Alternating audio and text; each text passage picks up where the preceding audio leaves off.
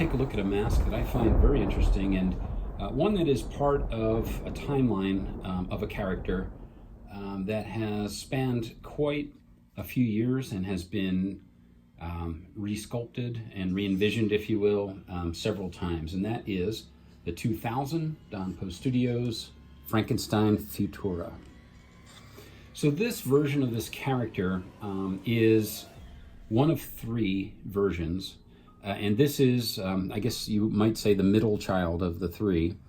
And this mask was released in 2000, and it was available for 3 years, 2000, 2001, and 2002.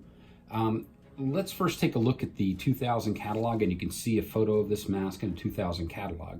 And now what you'll see here is that the prototype of this mask has a much better paint job, and you could see the sculpt a lot better. And part of the issue there is that this particular copy was made in China, and so the prototype was really fantastic, had a great paint job. This one kind of suffers from some of the typical issues that you'll find in the masks made in China at that time. It's not a particularly thin casting, but it's not particularly thick either.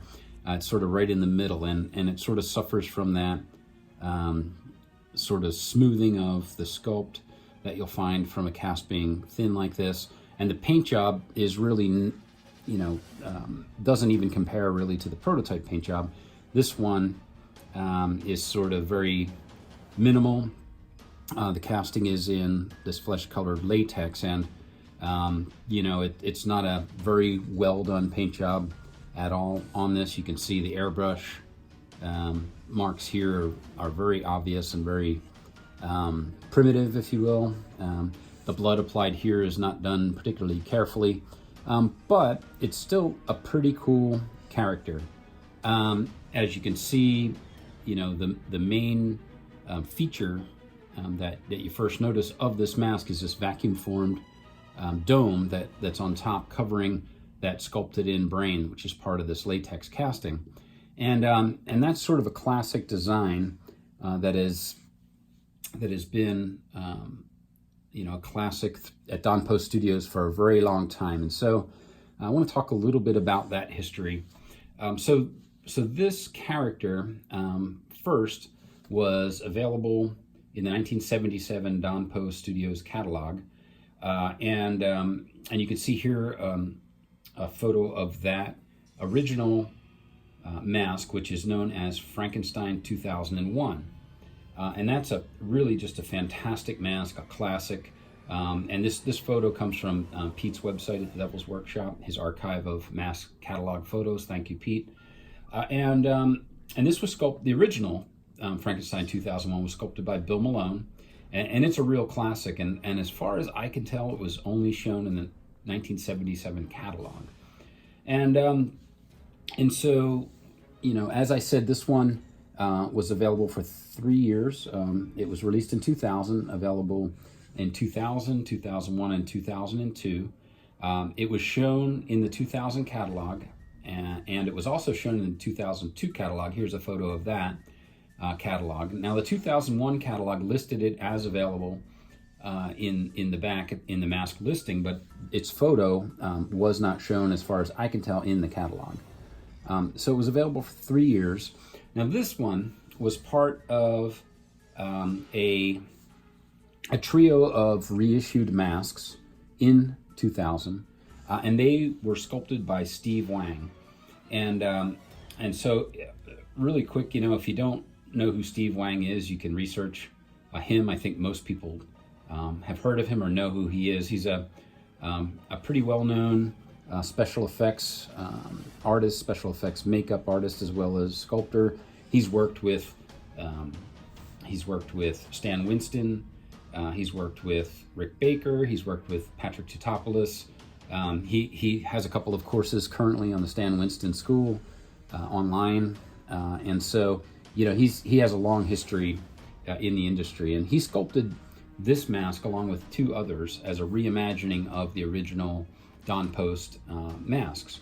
And the three masks that he sculpted as reissues, he sculpted a couple of other masks in that year, original designs, but the three reissues were this one.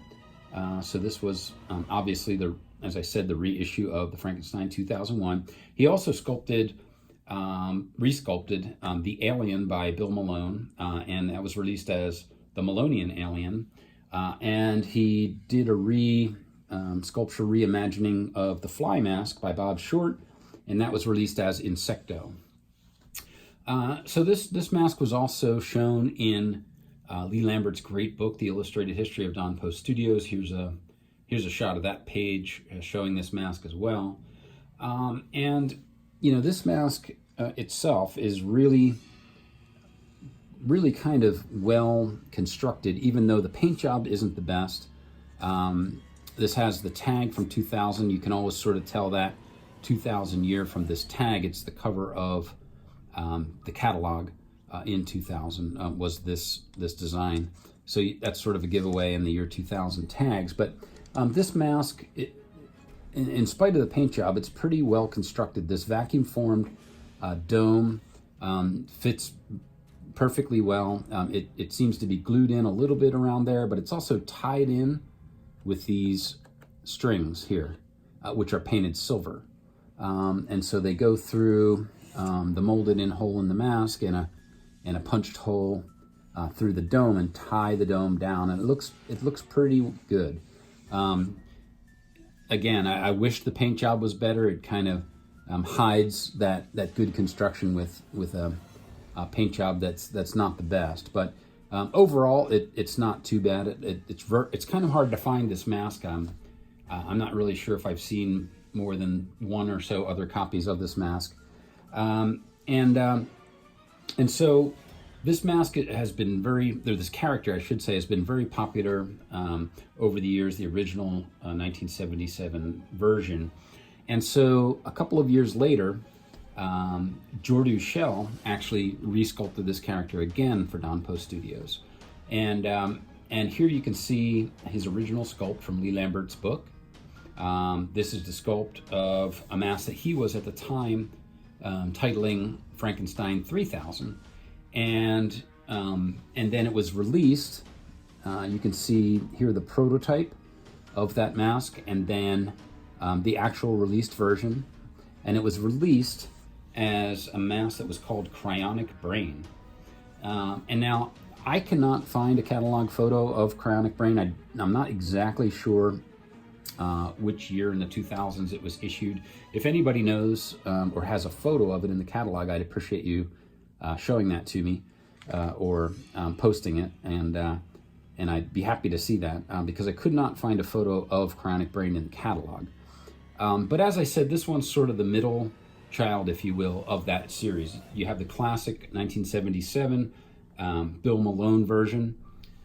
You have this one, which Steve Wang, who's fantastic, but this one suffers a little bit from the production issues on it as far as its quality and the way that the final finished mask looks.